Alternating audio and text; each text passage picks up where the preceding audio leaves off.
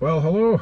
I never thought I'd end up one of these vloggers that does a video from their car, but I was just out at a funeral this morning, and I wanted to get some film in the GoPro.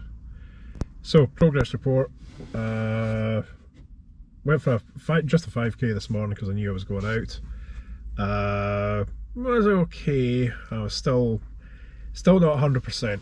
After the bug that I got in December, but I haven't heard how other folk have had a really awful time with it. I think I'm doing quite well.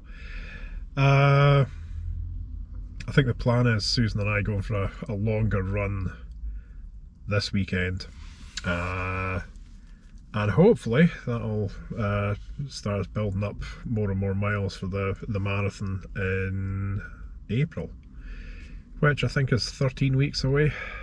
Scary.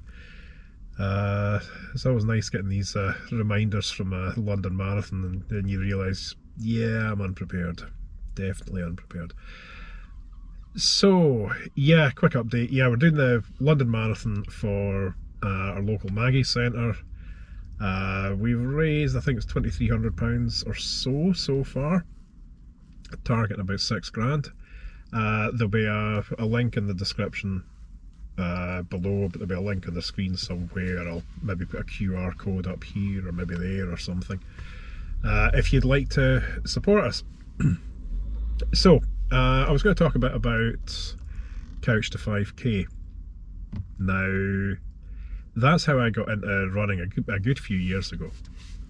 I was never a runner before. Yeah, I could walk for miles and miles, but never thought about running. So I wanted to try it. So Couch to 5k is something that literally takes you from a couch, but not necessarily to 5k. It builds you up to running for half an hour. There's podcasts for Couch to 5k. The thing that I used was the NHS Couch to 5k app, and it assumes no running at all. It assumes you've never run before. And over the course of, actually I can't mind how many weeks, maybe I should look that up. It takes you from running for, I think the first run's like a minute, all the way through to running for half an hour. Now, I think for many folk, if you've never run before, running 5k in half an hour is doing quite well. So don't get put off if you get towards the end and you're not doing 5k in half an hour. Not everyone does. The way the app works is it plays in the background on your phone. So if you've got headphones, earbuds, AirPods, whatever, put them on, start the app, but also start your music. If you feel safe running with music on, you can have the music going, or you can just have the app on its own, and it gives you little alerts to say when to start running, when to start walking. And over the course of however many weeks, it slowly builds you up and up, and there's an expectation you maybe run 3 times a week. Not everyone's going to be able to have the time to do that, because that's one of the battles, actually fitting the time in. But it's not something that you should be slavishly following. You know, if you have a bad week, if you feel the pace is going too fast, repeat a week, repeat a run. But over time, everyone I've known that's done it has noticed a difference. It's not for everybody, and there are other ways of starting running. You know, put a comment below if you have a better way that's worked for you. But yeah, it worked for me. I can run 5k now, quite happy with that. And that was the launch pad for me first of all sign up for the virtual marathon, and then ultimately do the London Marathon in person, then the Yorkshire Marathon. So once you've done your couch to 5k, and maybe hit 5k, maybe it's taking you longer than half an hour, then that's the point that you start building up to other goals. Maybe you want to do 10k, maybe you're just happy with going for a 5k run, you know, a couple of times a week, whatever works for you. But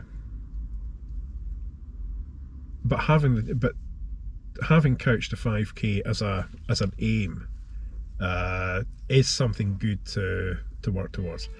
I said in an earlier video, don't start this sort of thing in January. So this is just about February, and now, you know, the lights are the nights are getting lighter.